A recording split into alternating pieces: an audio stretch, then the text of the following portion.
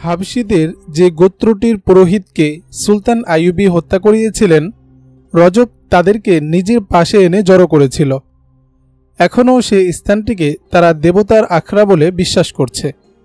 তারা পাহাড়ের অভ্যন্তরে যাচ্ছে না, মাত্র 4 জন বৃদ্ধ ভিতরে যাওয়া আসা করছে। তাদের একজন গোত্রেরই ধর্মগুরু, পরলোকগত পুরোহিতের স্বঘোষিত স্থলাভিষিক্ত হয়ে বসেছে সে। রক্ষী হিসেবে 3 জন লোককে বেছে নিয়ে এখন সে পাহাড়ে আসা যাওয়া করছে। সে অঞ্চলেরই নিবৃত এক কোণে রজব তার আস্তানা গেড়েছিল।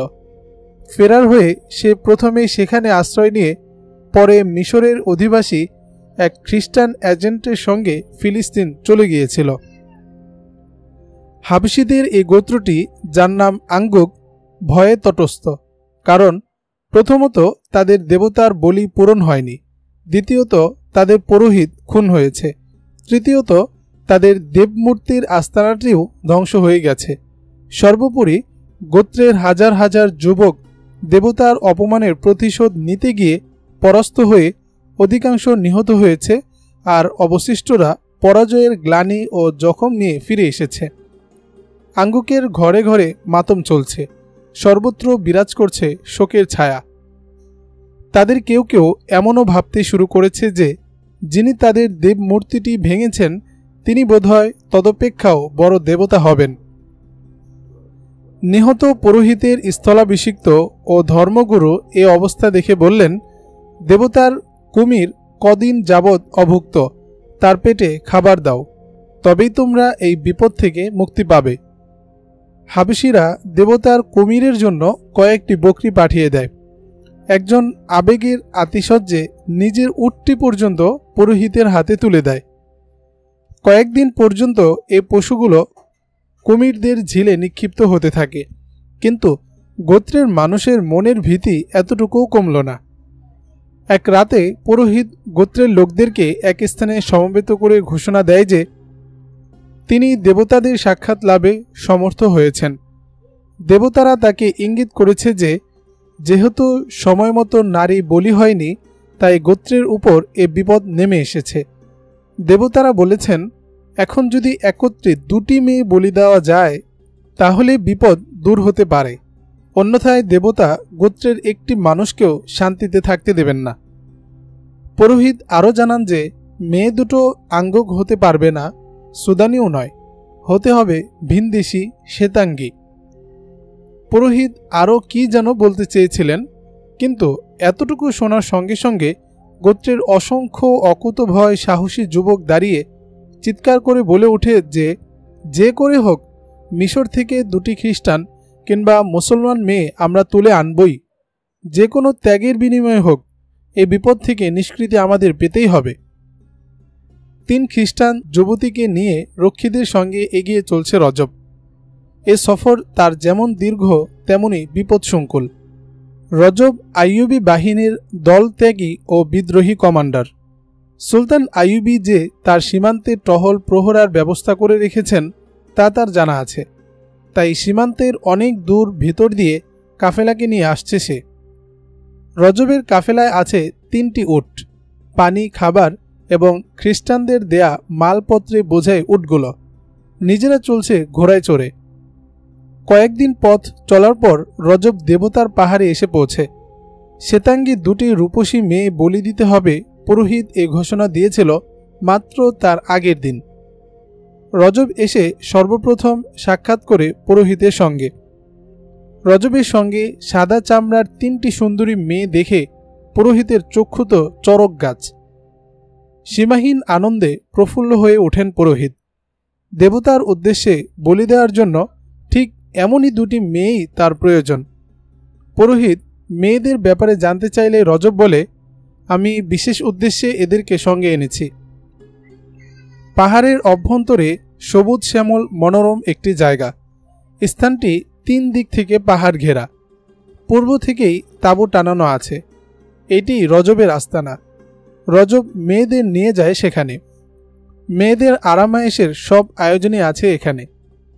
তাদের জন্য মদের ব্যবস্থাও করে রেখেছে রজব।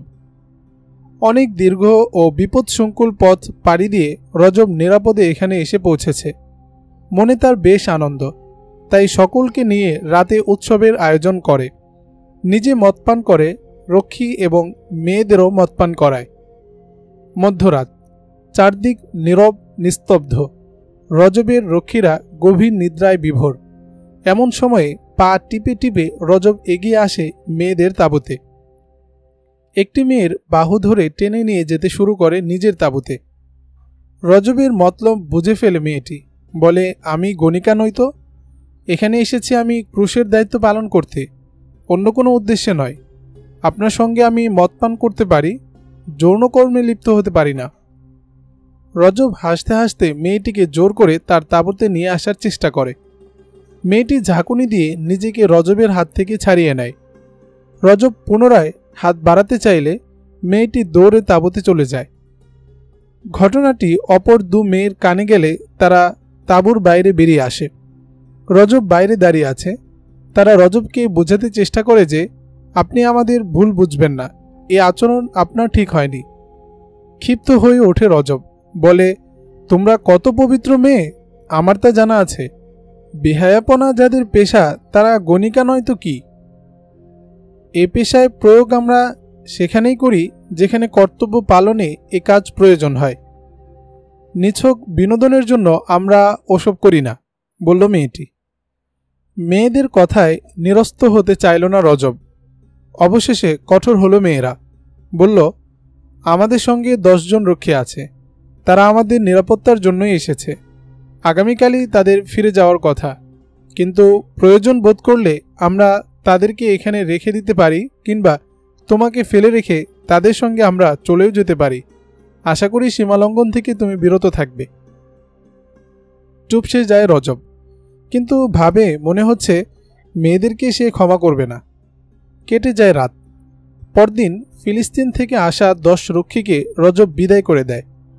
দিন গড়িয়ে সন্ধ্যা এলো। রজব মেয়েদের নিয়ে আড্ডায় বসেছে।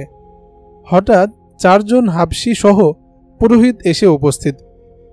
সুদানি ভাষায় পুরোহিত রজবকে বলে, দেবতা আমাদের উপর রুষ্ট হয়ে আছেন। তিনি 2টি ফিরিঙ্গি বা মুসলমান মেয়ের বলি চাচ্ছেন। তোমার এই মেয়েগুলো বলির জন্য বেশ উপযুক্ত। এর থেকে 2টি মেয়ে তুমি আমাকে দিয়ে দাও। আতকে ওঠে রজব। আগুন ধরে যায় তার মাথায়। মাথা থেকে পা পর্যন্ত সর্বাঙ্গ কাঁটা দিয়ে ওঠে তার। বিস্ফারিত নয়নে তাকিয়ে থেকে পুরোহিতের প্রতি। অবশেষে বলে, এরা তো বলির মেয়ে নয়, এদের দ্বারা আমাকে বিশেষ কাজ নিতে হবে। এদের হাতেই তোমাদের দেবতাদের দুশ্মনকে হত্যা করতে হবে। পুরোহিত বলল, না, তুমি মিথ্যা বলছো। তুমি এদেরকে এখানে আমোদ করার জন্য এনেছ। এদের দুজনকে আমরা বলি দিবই দেব। রজব পুরোহিতকে নানাভাবে বোঝাতে চেষ্টা করে, কিন্তু পুরোহিত কিছুতেই কিছু মানছে না। দেবতা সওয়ার হয়ে বসে আছে যেন তার মস্তকে। 2টি মেয়ের মাথায় হাত বুলিয়ে পুরোহিত বলল, এরা দুজন দেবতার জন্য উৎসর্গিত।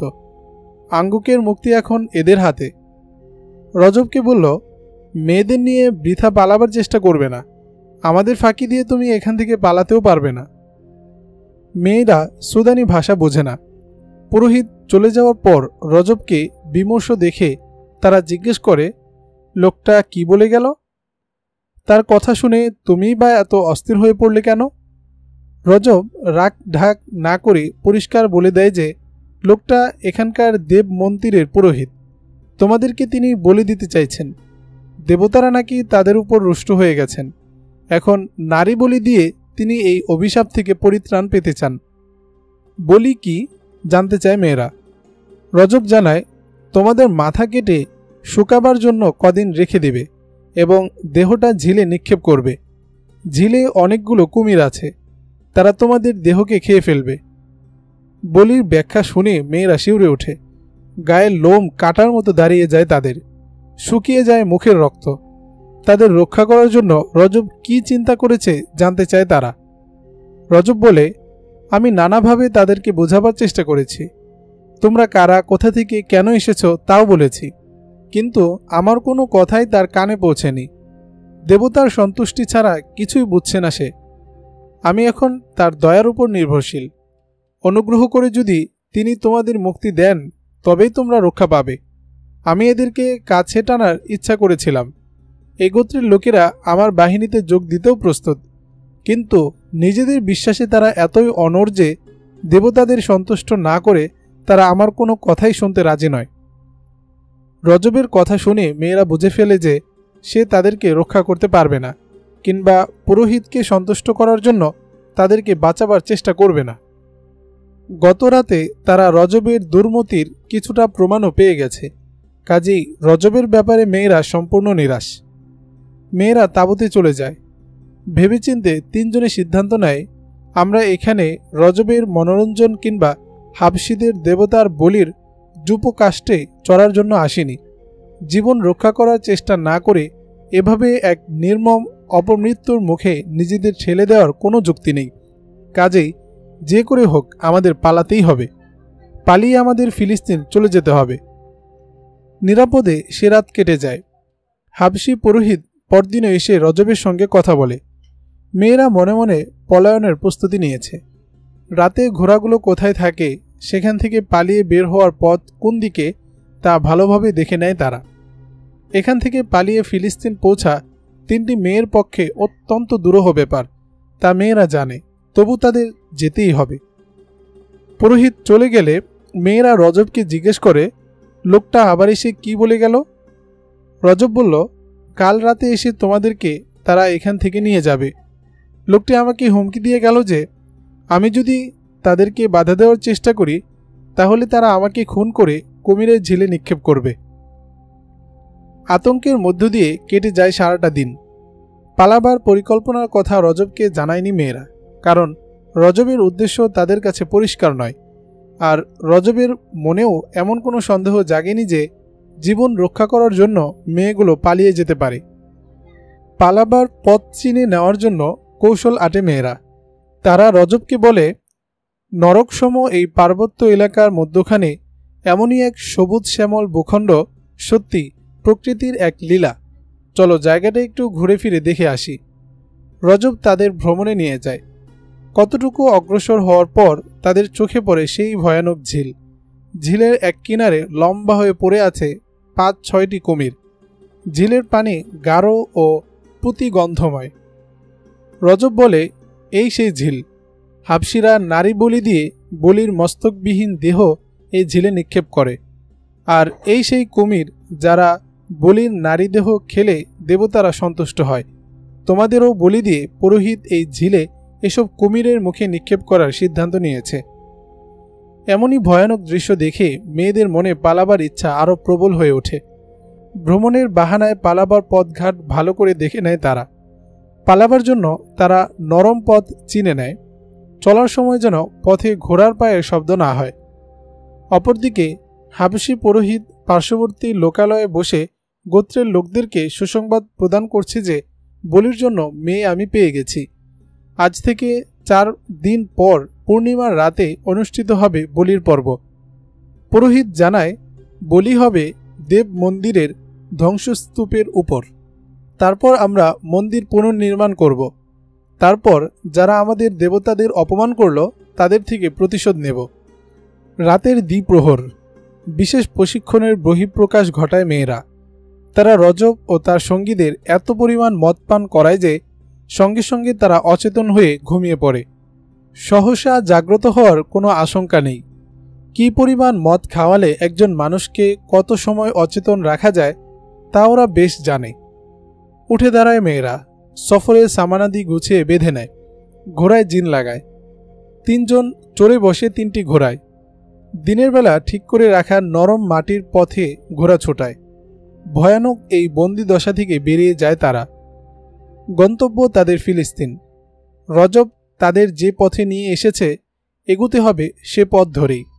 তারা অস্বাভাবিক বিচক্ষণ মেয়ে, সামরিক দক্ষতাও আছে তাদের, কিন্তু তাদের একথা জানা নেই যে বালুকাময় মরুভূমিতে পদে পদে এত প্রবঞ্চনা লুকিয়ে থাকে যা অতি অভিজ্ঞ জনদেরকেও বোকা বানিয়ে ছাড়ে। এই দীর্ঘ মরু অঞ্চলে একাকী চলে না কেউ, চলে দল বেঁধে। সব রকম বিপদের মোকাবেলায় প্রস্তুতি নিয়েই যাত্রা শুরু করে মানুষ। তাঁবু থেকে বেরিয়ে বেশ কিছু পথ অগ্রসর হয়ে মেয়েরা ঘোড়ার গতি কমিয়ে দেয়। ধীরে ধীরে চলছে তারা। অগ্রসর হয় আরও কিছু পথ। এবার তীব্র গতিতে ঘোড়া ছোটায়। তীর বেগে ছুটে চলছে ঘোড়া। বাকি রাতটুকু চলে একই গতিতে। রাতের মরুভূমি নিরুত্তাপ। ভোর হল। পূর্ব আকাশে সূর্য উদিত হয়েছে। মেয়েদের চারদিকে গোলাকার টিলা, সম্মুখে বালুকাময় মাটির উঁচু উঁচু পাহাড়। মেয়েদের পথ রোধ করে দানবের মতো দাঁড়িয়ে আছে পাহাড়গুলো। সূর্যের দিকে তাকিয়ে দিক নির্ণয় করার চেষ্টা করে তারা। ঢুকে পড়ে টিলার ফাঁকে আঁকাবাঁকা দুর্গম পথে। ঘোড়াগুলো পিপাসার্ত, নিজেদেরও পিপাসায় ধরেছে তাদের। ঘোড়াগুলোর সঙ্গে একটি করে পানির ছোট্ট মশক বাঁধা। একদিনও চলবে না সেই পানিতে। পানির অন্বেষায় কোথাও খেজুর বাগান আছে কিনা খুঁজতে শুরু করে তিন মেয়ে। সূর্য উঠে এসেছে আরও উপরে। ধীরে ধীরে বেড়ে চলছে উত্তাপ। গরমে যেন মরুভূমি জাহান্নামে পরিণত হতে যাচ্ছে। না, খেজুর বাগান নেই আশেপাশে কোথাও, নেই এক ফোঁটা পানিও। সূর্যোদয়ের পর এখনও ঘুমোচ্ছে রজব ও তার সঙ্গীরা। মদের নেশা ভালো করেই পেয়েছে তাদের। তিনজন হাবশিকে সঙ্গে নিয়ে এসে উপস্থিত হয় পুরোহিত। আগে যায় মেয়েদের তাঁবুতে। তাঁবু শূন্য। রজবকে ঘুম থেকে জাগায় সে, বলে, কই, মেয়ে দুটোকে আমার হাতে তুলে দাও, জলদি করো। রজব তখনও বিছানায় শোয়া। ধর্মর করে উঠে বসে সে। কাকতি মিনতি করে মেয়েদের জীবন ভিক্ষা চায়। মেয়েদেরকে কি উদ্দেশ্যে এখানে এনেছে আবারও তার বিবরণ দেয়। কিন্তু পুরোহিত তার কোনো কথাই শুনছে না। দেবতার সন্তুষ্টির জন্য নারী বলি তাকে দিতেই হবে, আর এদেরকে হাতছাড়া করলে বলি দেয়া তার অসম্ভব হয়ে পড়বে। রজব সঙ্গীদের জাগাতে চাইলে হাবশিরা তাকে বাধা দেয়, বলে, পুরোহিত যা বলছেন তার অন্যথা করলে পরিণতি ভালো হবে না। পুরোহিত জিজ্ঞেস করে, মেয়েগুলো কোথায়? নিজের তাঁবুতে বসে বসে রজব মেয়েদের ডাক দেয়, কিন্তু কোনো সারা শব্দ নেই। উঠে দাঁড়ায় রজব। মেয়েদের তাঁবুতে গিয়ে দেখে তাঁবু শূন্য। এদিক ওদিক তাকিয়ে কোথাও দেখা গেল না তাদের।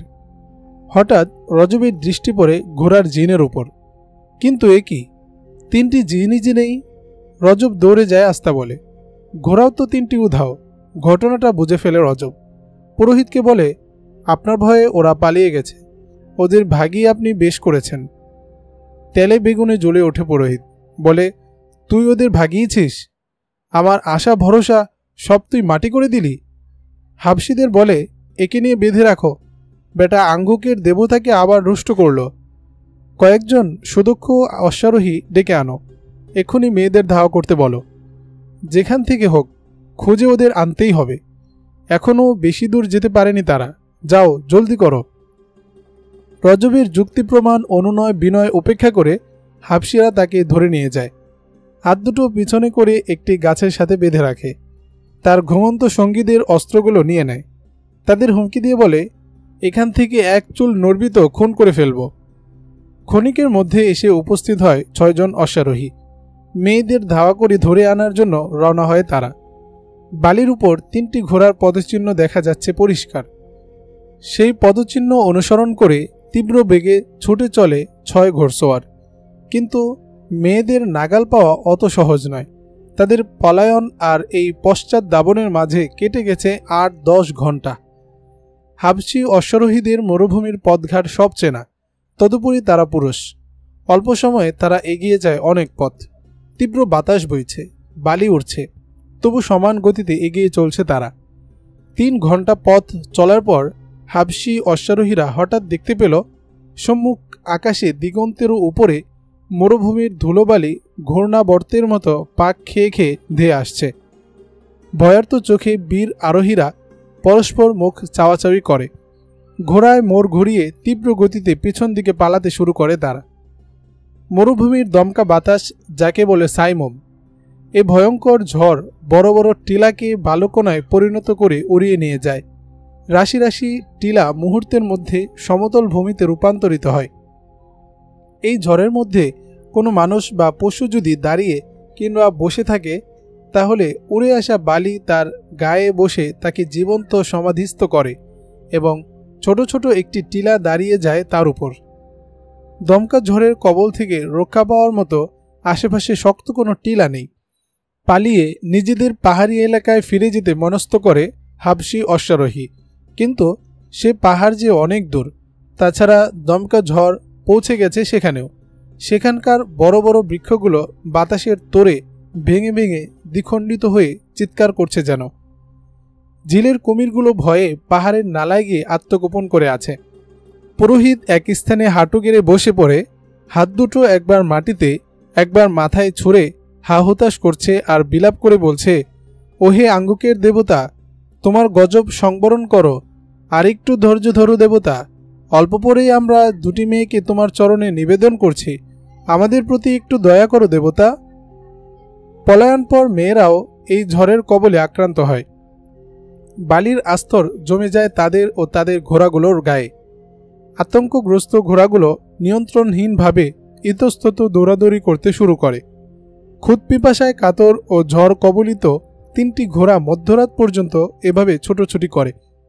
নিথর শরীরে নিরুপায় ঘোড়ার পিঠে বসে আছে তিন মেয়ে। একদিকে সীমাহীন ক্লান্তি, অপরদিকে প্রবল পিপাসা। ক্লান্তি ও পিপাসা ধীরে ধীরে ঘোড়াগুলোকে বেহাল করে তুলতে শুরু করে।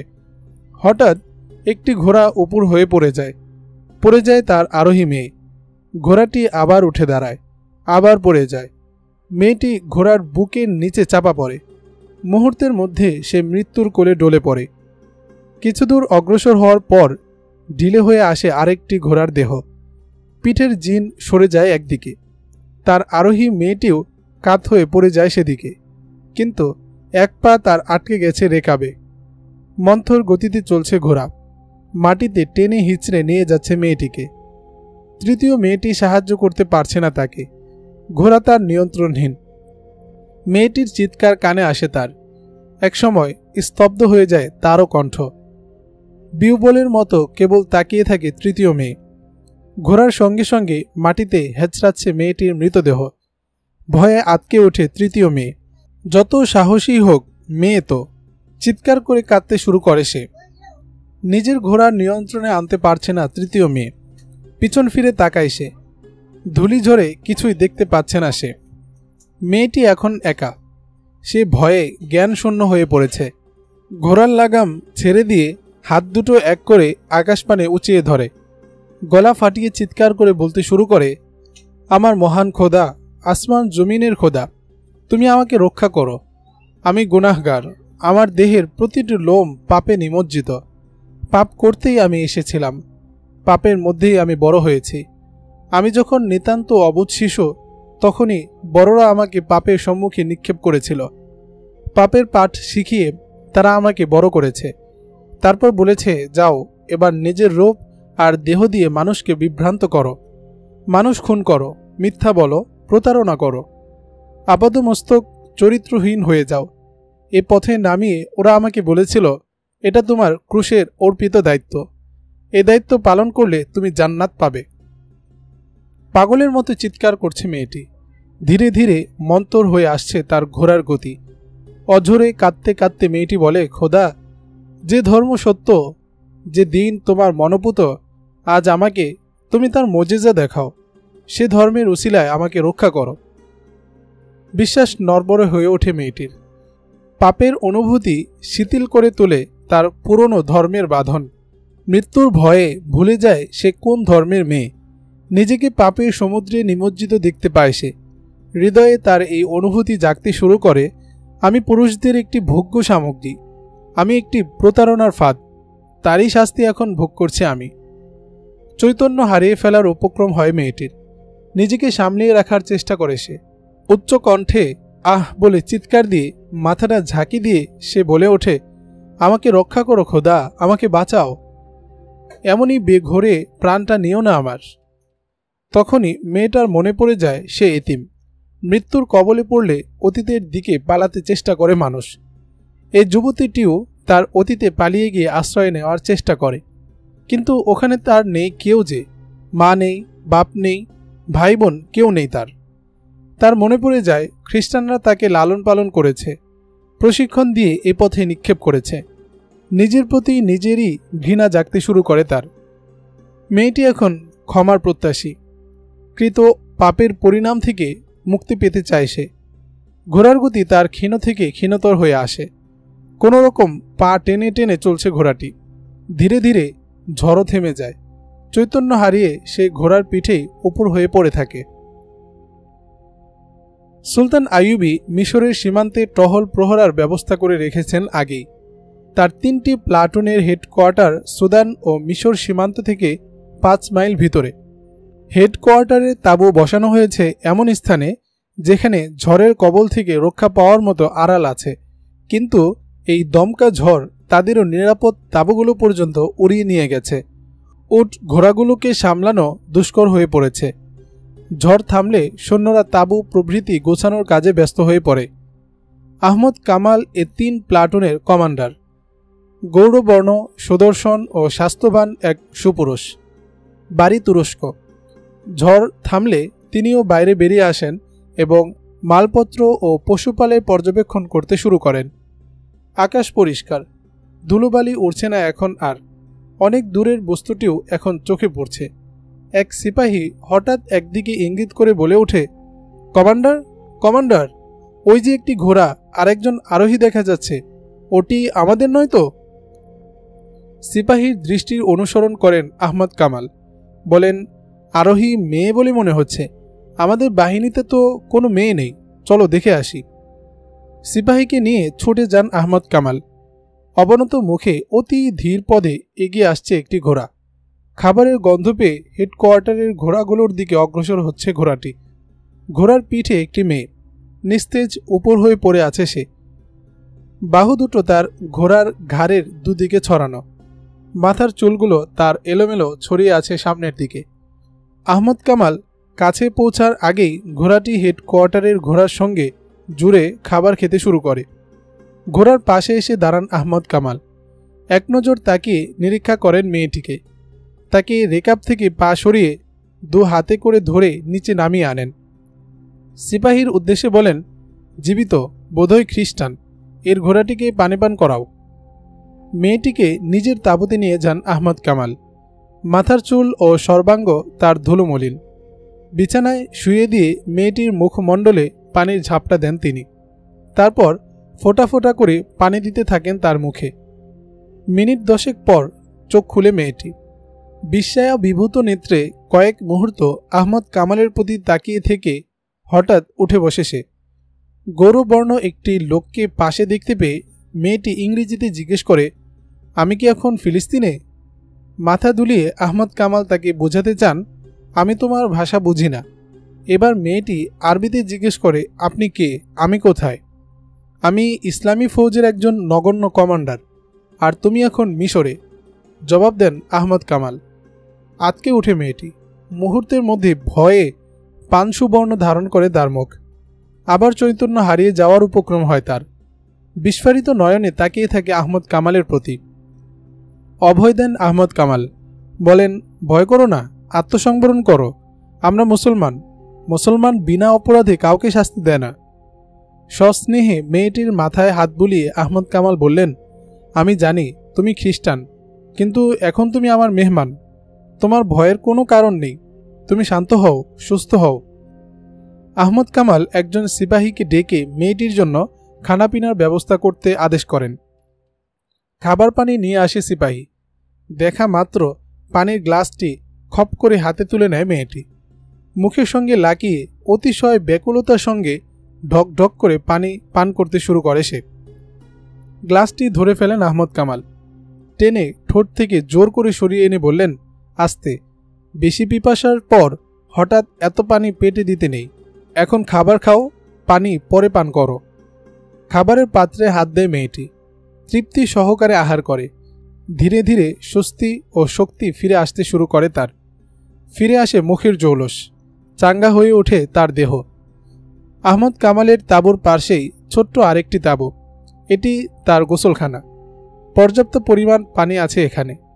দেখে শুনে একটি খেজুর বাগানের নিকটে স্থাপন করা হয়েছিল ক্যাম্পটি, তাই এখানে পানির কোনো সংকট পড়ে না। আহারের পর আহমদ কামাল মেয়েটিকে সেই তাঁবুতে ঢুকিয়ে দিয়ে পর্দা ঝুলিয়ে দেন। গোসল করে মেয়েটি।